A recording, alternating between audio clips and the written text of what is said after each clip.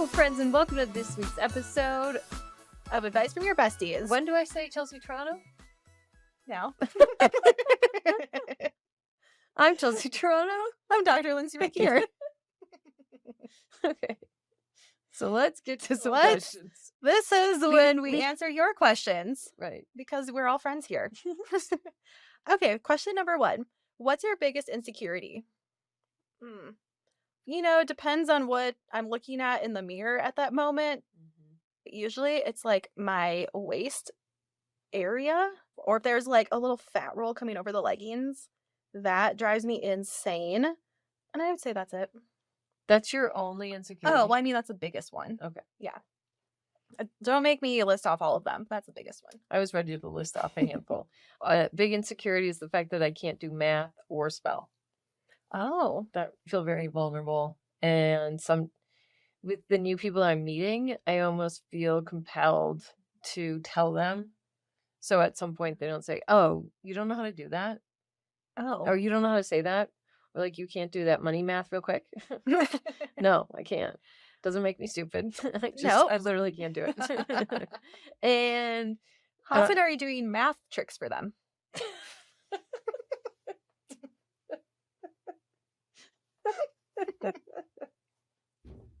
Math tricks.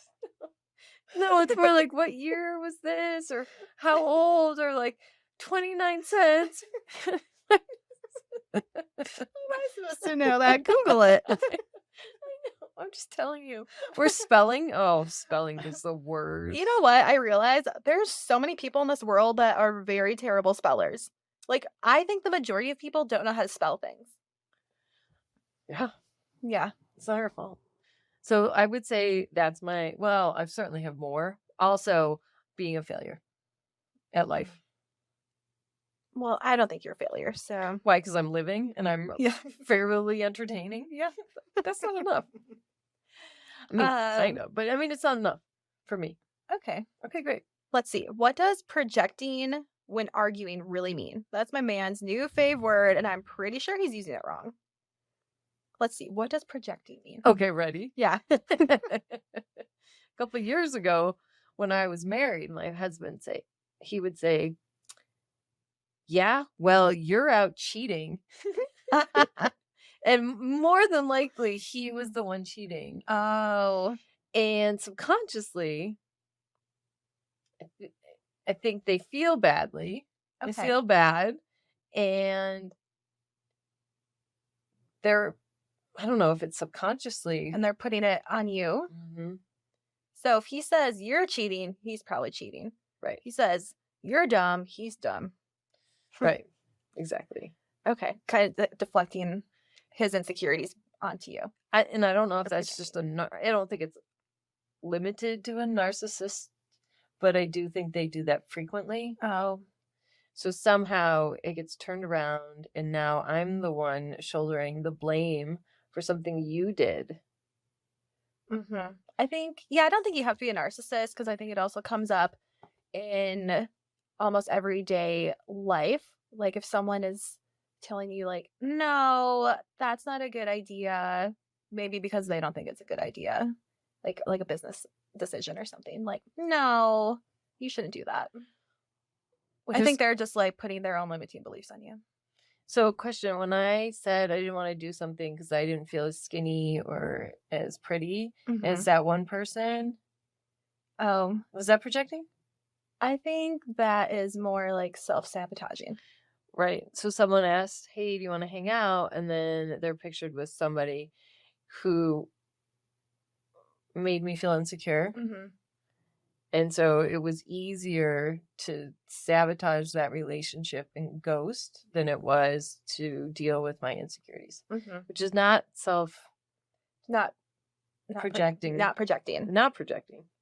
Maybe a different issue for a different episode. Okay. If you could tell your younger self 3 things, what would they be? Maybe don't have sex with so many people when you're like end of high school, college. Maybe spread it out a little bit. Why? Because looking for validation in all the wrong places. Sure. Somehow that doesn't make it onto my list. I would say don't go to college right away. Take a gap year, Okay. live some life, at least a year off so you can figure out what you want to do with your life. Agreed. That's a good one. Yeah. That's for sure probably a top 3. Top 3. And then I would say just, like, don't take your high school and, like, college friendships for granted and, like, think that they're always gonna be there or, like and don't, like, hold on to things that need to be let go of. Like, just evolve with your friends and maybe put a little bit more effort into it. Oh, Mhm. those are good ones. Yeah. I didn't expect to hear those from you. Oh. 100% do a better job picking a degree Mhm. that you could fall back on if need be.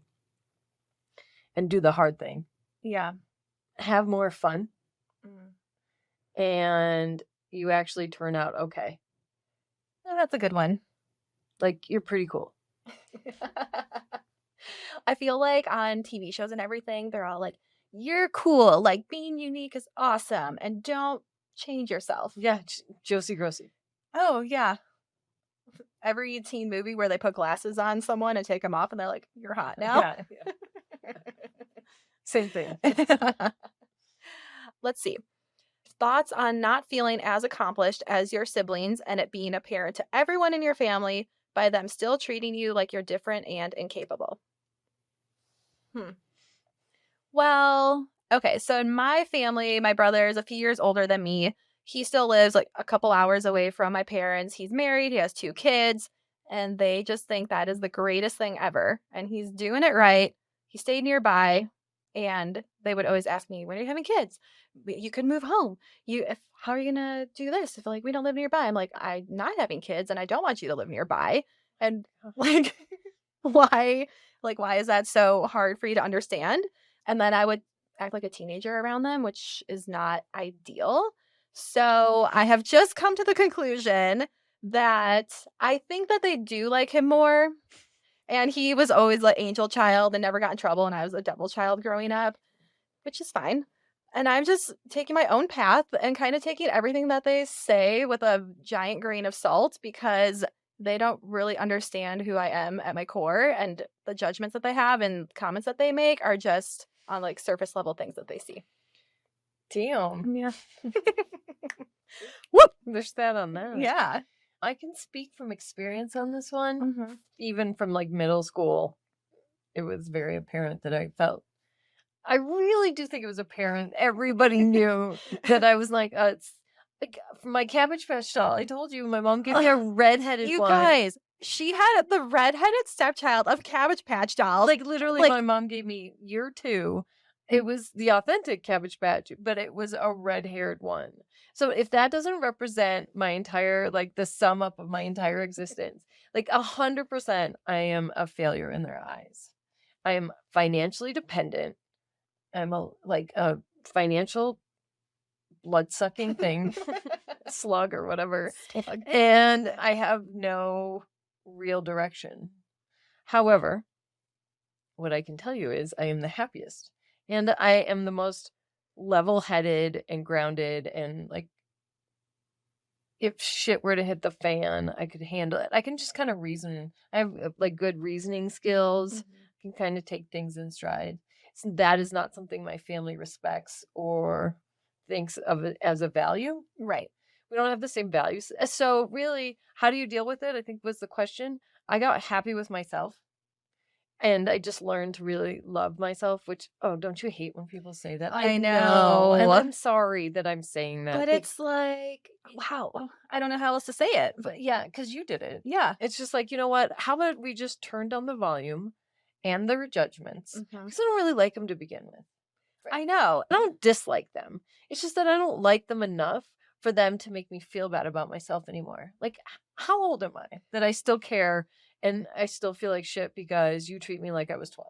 Right. Because their judgment, you can't like, their values are so different from you. And maybe they're locked into when you were 12. Yeah. So they're judging you based on their values, which you're never going to adhere to. Maybe we just don't have them, right? Like, they don't get where we're coming from and they choose not to know us as the people that we are instead of like the people they have envisioned us to be. Yeah. I was reading something where your personality is pretty much locked in by the time you're 35. It's just a series of personal choices, but you can change. I think I've changed. Yeah, you can totally change because the more aware you are of what you're doing, the more Right. you can change. A solid 10 years in therapy really helps Yeah. to round it out, and I'm glad I did, right? Because I do like who I am, and certainly I like it better than my family, and I can take solace knowing that they're not right. And I kind of feel like a celebrity every time I go home. They're like, "Oh my gosh, Lindsay's here." You're so lucky. They're just so happy to be in my There's this presence. existential amount of dread when I cross the threshold into my brother's house. Well, yeah, like my parents are coming to visit in a month or so, and I'm like, okay, like how am I going to entertain them? They're staying Yeah. with us. Oh, they are? Yeah, They've never stayed with you I before. know. Oh. It's been a while. I'm gonna come over and introduce myself Yes, if it kills please me. do. Like, Because I also find I need people to deflect the attention off yeah. of me. I don't want it on me at You all. might be grateful by because we've talked about this before where I don't think your parents actually know I exist. I think they do. Well, I will make sure that they do in fact know who I am to the point where they'll be like, "How's Chelsea?" Yeah. Yeah. Yeah. I'm gonna trim the We'll pants off of we'll them. get you there. Yeah. No, I can do it. I love impressing family members. I'm a really good at first impression. Oh. Should I choose to be?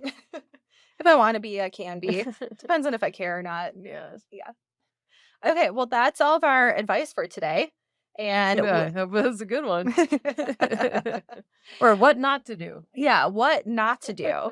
So, hold on. I was going to ask you guys a question right back. Like, what's your biggest insecurity? Yeah. Yeah, because you know how we all bond? We all just say shit that we don't like about ourselves and we can all come Yeah, together right? in that way, Can right? somebody else disclose and be vulnerable? Yeah. I feel like a hot mess every time we get behind a mic. And I'm like, and then this one time in second grade. Well, I told you, I posted on Instagram, like, I have body image issues. And everyone's like, shut up. So- That's not one way to be rejected. I don't know what it is. I know. And I'm resilient. I keep going. I'm delusional. I'm so delusional. So, what is your biggest insecurity? You can send us a DM on this one. Oh no, text me. Yeah. Send it on Or Instagram. just post it on one of make a story about it. Yeah, make a story about it. Tag us at So Fired Pod on Instagram, and we cannot wait to hear from you. And we'll see you next time. Bye.